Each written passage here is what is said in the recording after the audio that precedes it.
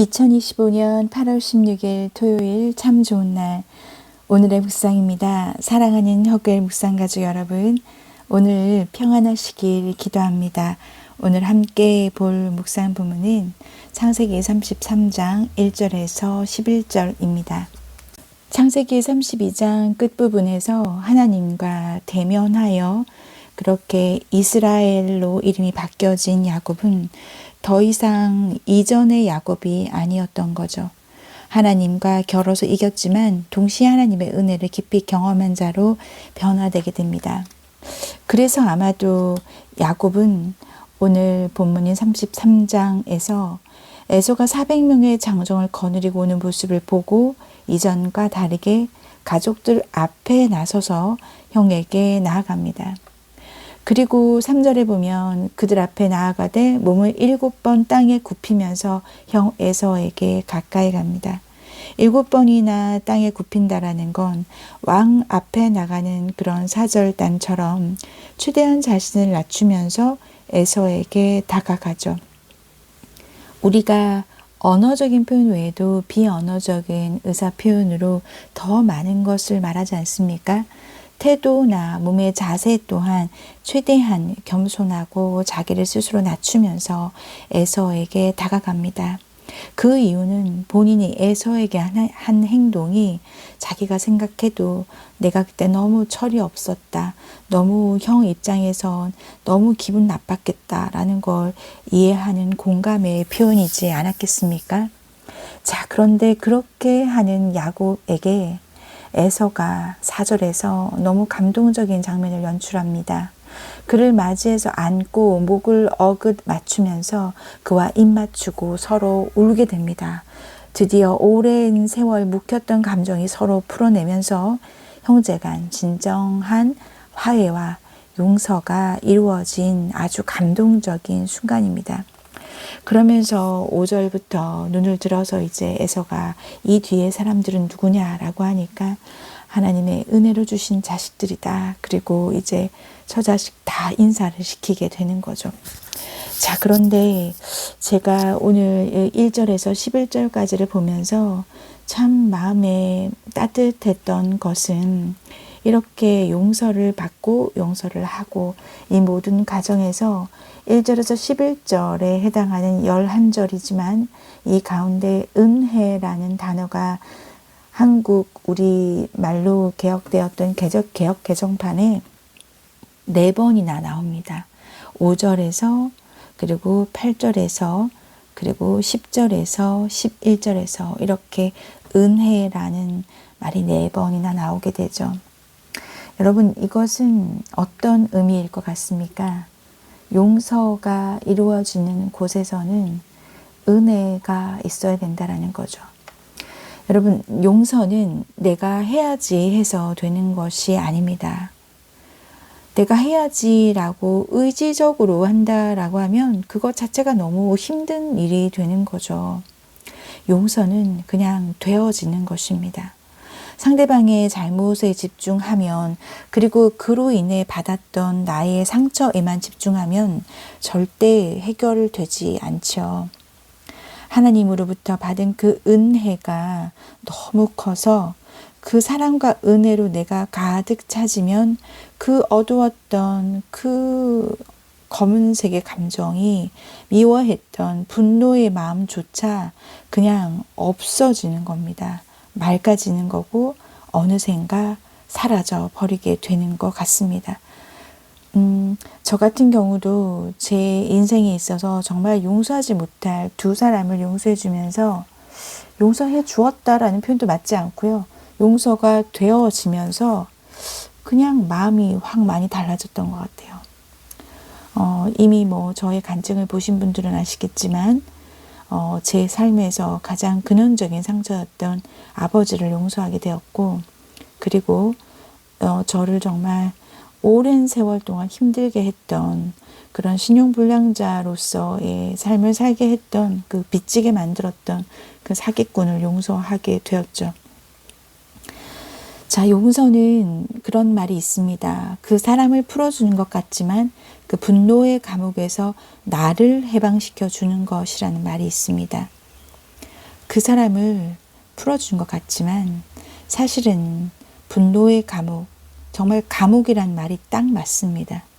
근데 그 감옥을 풀 수 있는 열쇠가 나에게 있다라는 것이 관건인 거죠. 자, 예를 들어 보겠습니다. 투명한 유리잔에 맑은 물이 있다고 상상해 보십시오. 그 맑은 물에 검은색 잉크 한 방울이 딱 떨어졌습니다.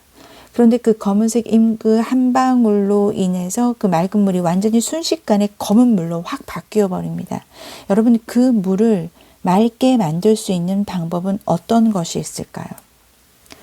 그 맑은 물이 내 마음이라고 생각한다면 용서하지 못하는 또는 너의 죄악된 어떤 검은색 잉크 한 방울이 완전히 내 마음 상태를 완전히 검은 물로 바꿔버렸습니다.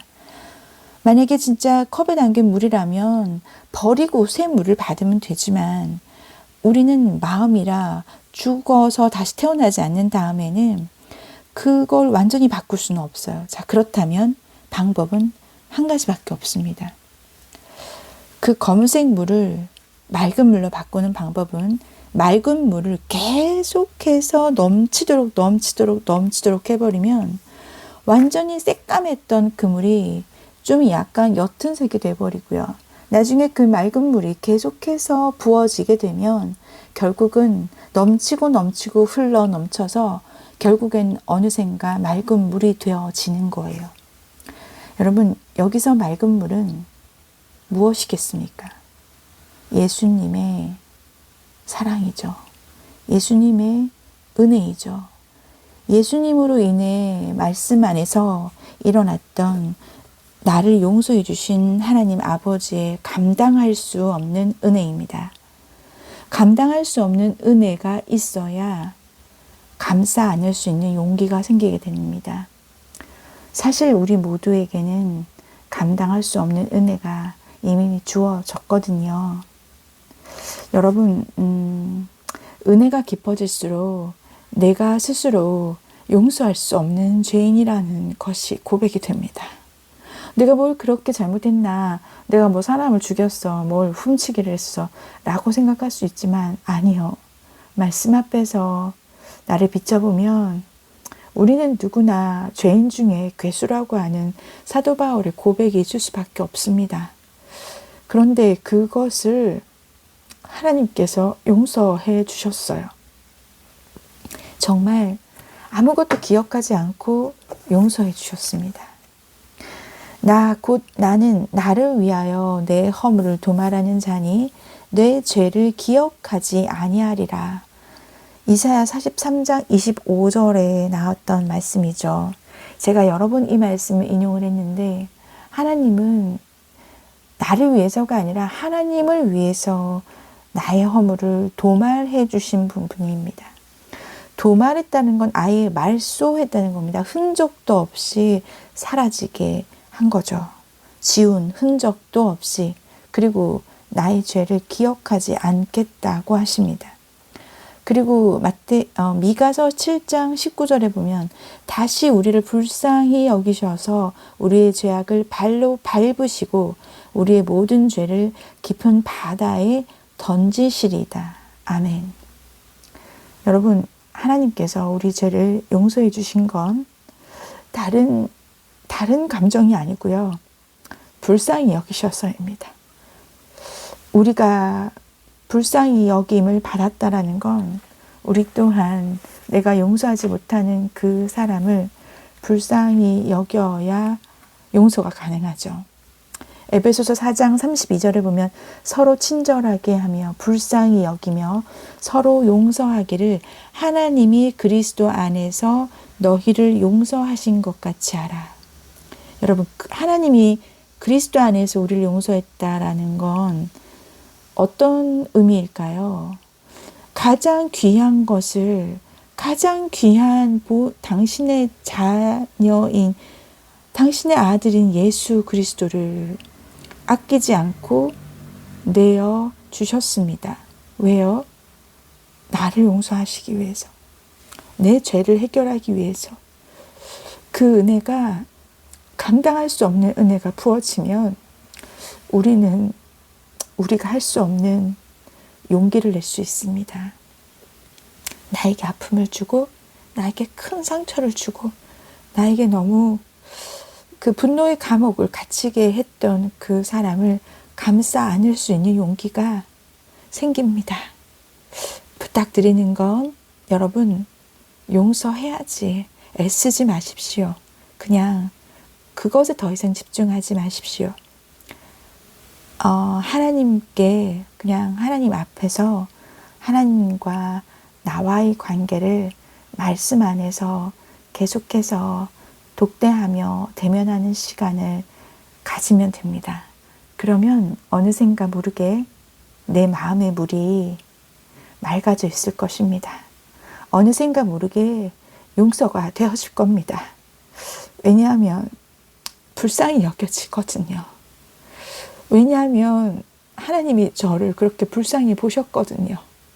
그게 그냥 어느 순간 내가 이만큼 용서했네. 내가 이제 이만큼 더 용서해야지. 그런 게 아니라 그냥 어느 한순간 그냥 되어버리는 겁니다. 그러니 너무 용서하지 못하고 있는 나 스스로를 또 나는 왜 이럴까 자책하실 필요도 없고요. 그냥 두십시오. 괜찮습니다. 그냥 하나님 안에서 말씀 안에서 그냥 하나님이 주시는 그 감당할 수 없는 은혜만 누리십시오. 그러면 감싸 안을 수 있는 용기가 생기게 됩니다. 여러분 아직 풀지 못한 그런 관계가 있다면 그 관계 회복을 위해서도 너무 애를 쓰지 마십시오. 그거 자체가 여러분의 마음을 때로는 더 힘들게 할 수가 있습니다. 나는 왜 이렇게 안 되나. 그런데 그것을 여러분께서 애써 노력하려고 하지 마시고요. 하지만 한 번만 이렇게 생각해 주시면 참 좋을 것 같습니다. 부모님의 마음은 자식들이 서로 잘 지내는 걸 보는 거잖아요. 형제간에 자녀가 있으시다면 형제간에 잘 지내는 걸, 오해 있게 지내는 걸 보는 게 참 부모로서 얼마나 기쁘고 대견하고 기특합니까? 하나님을 기쁘시게 할 수 있는 큰 방법이죠. 하나님 안에서 우리 모두가 형제자매인데 관계가 막히거나 불편함이 있는 형제자매가 있다면 그 관계를 푸는데 가장 좋은 방법은 내가 하나님의 사랑으로 그냥 가득 차게 되는 것입니다. 이미 주신 그 사랑은 계속해서 주어지고 있지만 내가 그걸 그냥 가득 받아들이고 내가 그냥 누리며 내가 그냥 그 안에서 자유함을 누리는 거죠. 그렇게 되면 그 나머지는 저절로 됩니다. 우리 사랑하는 허구엘 묵상 가족 여러분들께서 마음이 평안하셨으면 정말 좋겠습니다. 마음이 평안해지시려면 마음에 어떠한 거리낌이 없어야 합니다. 용서하지 못하는 부분이 있다면 그거 너무너무 힘든 일인 걸 제가 너무 잘 알거든요. 여러분 자유로워지시길 축복합니다. 오늘 하루 지내면서 감당할 수 없는 은혜로 말미암아 내가 품지 못할 그 사람을 감싸 안을 수 있는 용기를 가지는 하루가 되면 참 좋겠습니다. 함께 기도할게요. 하나님 아버지, 오늘 야곱과 에서가 하나님의 은혜 안에서 그렇게 서로 화해하고 용서하는 장면을 보았습니다.